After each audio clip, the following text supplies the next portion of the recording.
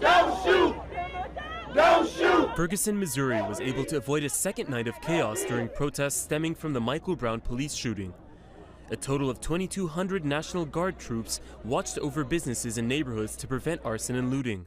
St. Louis County Police Chief John Belmar says there was also less vandalism. A group of rioters went on Church Street to the City Hall, broke out several windows of the City Hall, and then badly damaged a Ferguson police car that was parked in front of the City Hall.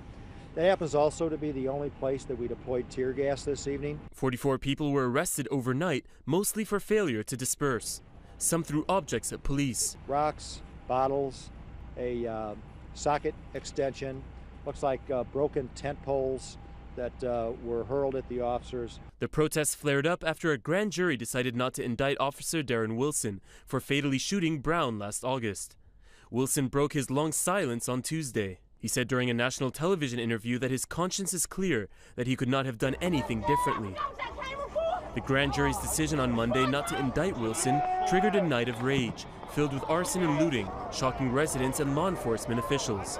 Well, I think if we act ourselves as a community, none of us could imagine last night was going to be what it was last night.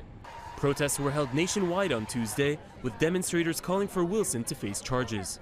Thousands marched in New York, chanting "No justice, no peace." Demonstrators in Oakland, California briefly shut down 2 major freeways and vandalized police cars. Salim As-Said, The Associated Press.